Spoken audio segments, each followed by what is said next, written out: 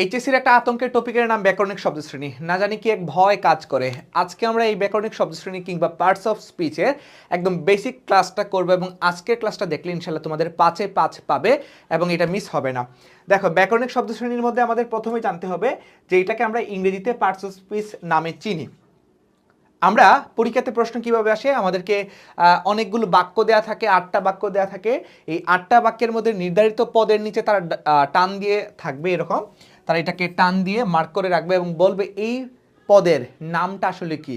এই ক্যাটাগরির প্রশ্ন আসে, 5টা বাক্যের লিখতে হয়, 5টা বাক্যের মধ্যকার এগুলো সমান সমান লিখতে হবে। এটা বিশেষ্য, বিশেষণ, সর্বনাম নির্ধারিত একটা পদের।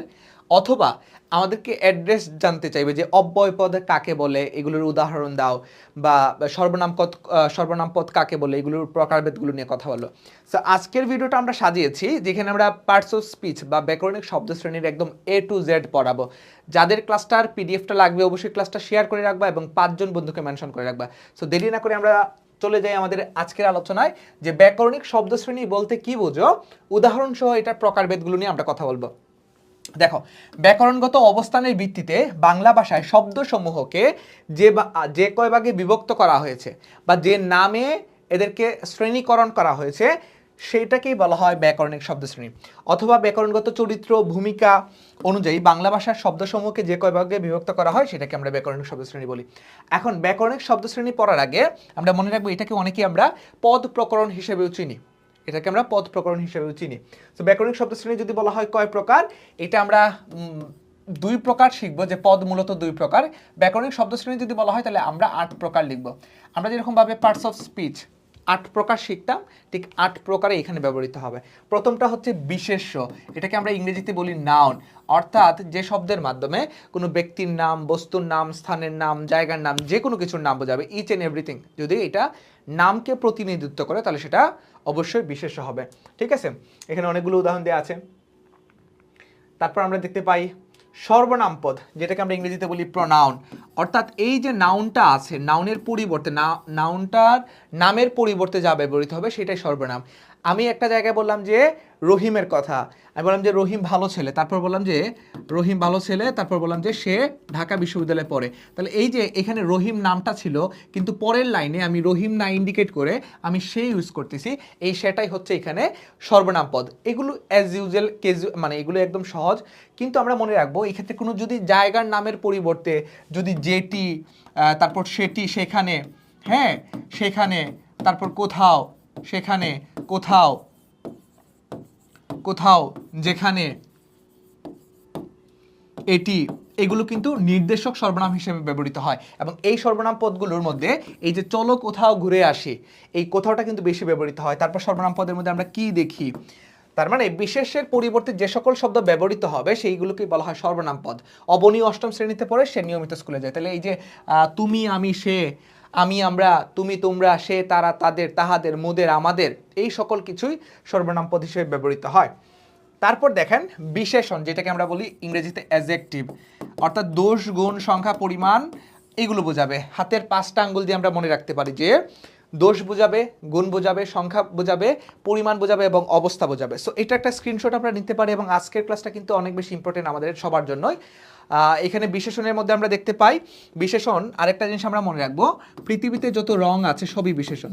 পৃথিবীতে যত রং, বর্ণ বোঝাবে, যত রং থাকবে সবই বিশেষণ, সবই বিশেষণ হিসেবে ব্যবহৃত হবে, অ্যাডজেক্টিভ।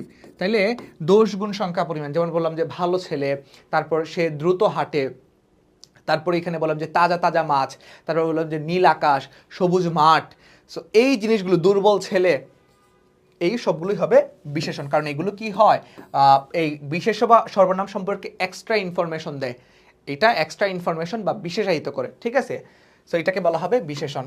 তারপর দেখো ক্রিয়াপদ, এটা খুবই ইজি একটা জিনিস, যেটাকে আমরা ইংরেজিতে ভার্ব হিসেবে বলি। ভার্বটা কীরকম, যদি কোনো পদের মাধ্যমে কোনো কাজ সংগঠিত হওয়া বোঝায়, যেমন কোনো কিছু খাওয়া, করা, হওয়া, যাওয়া ইত্যাদি বোঝায়, সেটাকে বলা হবে ক্রিয়াপদ। সো পরীক্ষাতে আমরা ক্রিয়াপদগুলো বুঝতে পারবো যদি কিছু করা, থাকা, হওয়া, ঘটা, এগুলো যদি কাজ বোঝায়। তারপর আসেন আমাদের পরবর্তীতে ক্রিয়া বিশেষণ, এটাকে আমরা ইংরেজিতে বলি অ্যাডভার্ব, অর্থাৎ ক্রিয়া সম্পর্কে কোনো বিষয় জানাবে, এক্সট্রা ইনফরমেশন দিবে, বাড়তি তথ্য দিবে, সেটাকে বলা হবে ক্রিয়া বিশেষণ। ইংরেজিতে আমরা বলি না হি ওয়াক্স স্লোলি, এই যে স্লোলিটা, এটা একটা অ্যাডভার্ব, মানে সে হাঁটতেছে, কীরকম হাঁটতেছে? আস্তে হাঁটতেছে।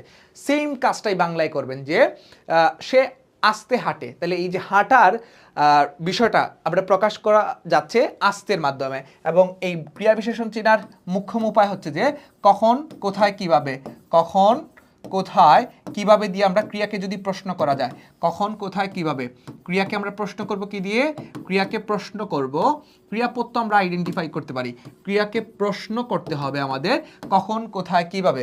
বাসটি দ্রুত চলতে শুরু করলো, তাহলে বাসটি কিভাবে চলতে শুরু করলো? দ্রুত চলতে শুরু করলো। তাহলে এই যে দ্রুতটা, এই দ্রুতটা হচ্ছে এখানে ক্রিয়া বিশেষণ। তারপর দেখেন যোজক, যোজক হচ্ছে যে যেটাকে আমরা ইংরেজিতে বলি কনজাংশন। হ্যাঁ, যোজন বা যোজকের কোনো অবদান থাকবে, মানে জিনিসটাকে সংযোজন বিয়োজন করবে।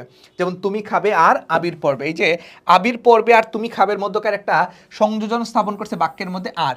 সো এরকমভাবে যোজকগুলো আমি আপনাদেরকে একটু লিখে দিই।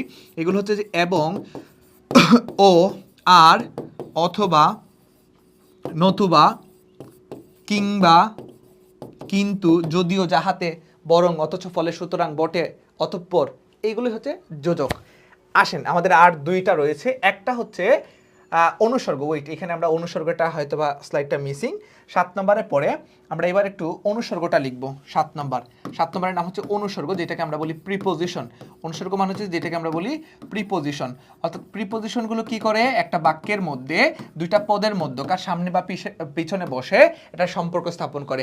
বাংলায় এরকম কিছু অনুসর্গ দেখতে পাই আমরা, যেমন আমরা লিখলাম যারা, ছাড়া, তারপর বিনা, বিহনে, প্রতি, জন্যে।